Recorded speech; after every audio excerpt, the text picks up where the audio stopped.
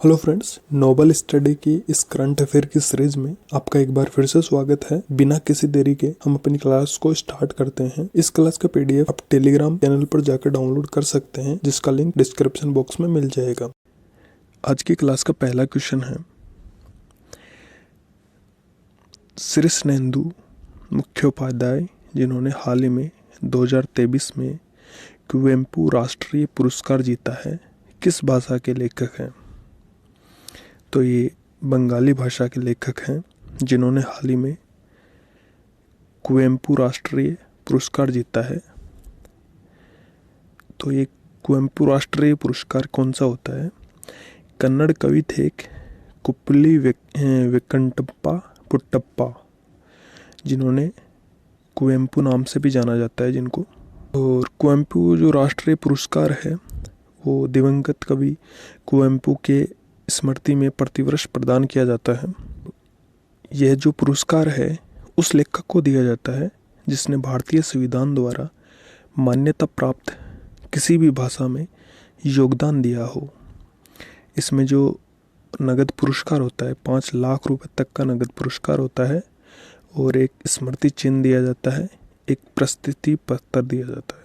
जो कुवेम्पु हैं, जो कन्नड़ कवि हैं, उनको ज्ञानपीठ पुरस्कार मिला था 1967 में, राष्ट्र कवि 1964 में मिला था और कर्नाटक रत्न जो है 1992 में मिला था। पद्म भूषण मिला था 1988 में।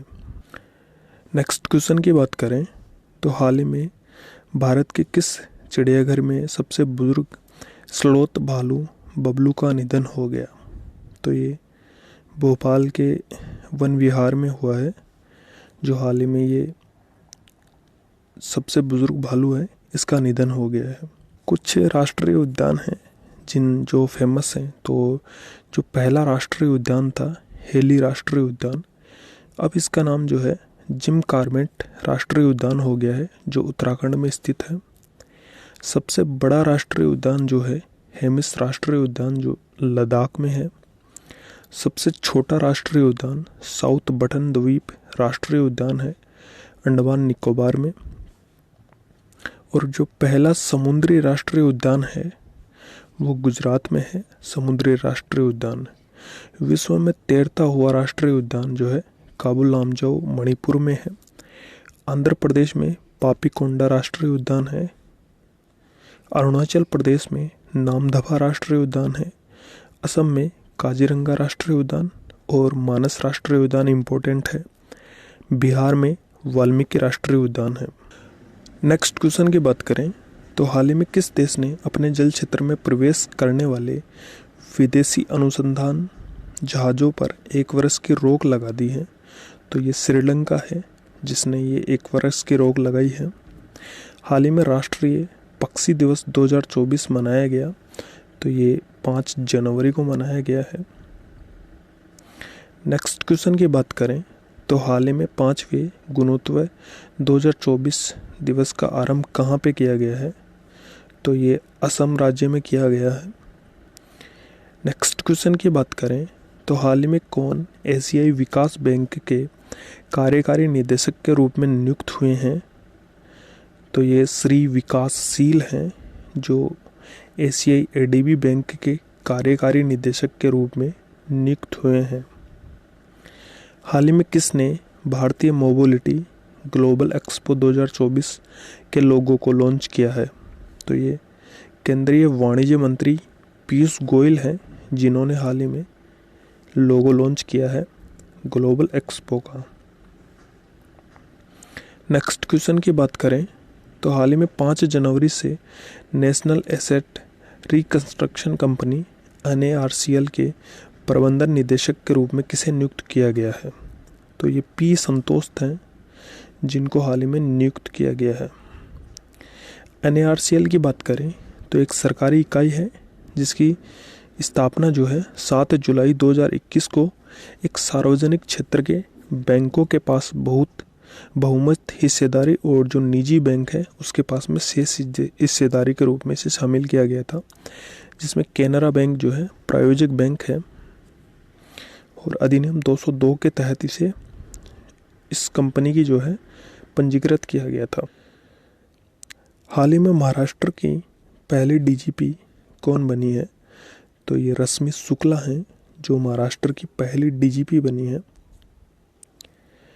नेक्स्ट क्वेश्चन की बात करें तो national investment and infrastructure fund limited NIIFL ने किस मुख्य कार्यपालक अधिकारी CEO और प्रबंधक निदेशक नियुक्त किया है? तो ये संजीव अग्रवाल हैं जिन्हें हाल ही में NIIFL के CEO के रूप में नियुक्त किया गया है। नेक्स्ट क्वेश्चन की बात करें तो हाल ही में विश्व युद्ध अनाथ दिवस 2024 मनाया गया है। तो ये 6 जनवरी को मनाया गया है। नेक्स्ट क्वेश्चन की बात करें तो हाल ही में कहाँ के सुंदरबन शहद को GI टैग मिला है? तो ये पश्चिम बंगाल है जहाँ के सुंदरबन शहद के लिए GI टैग मिला है।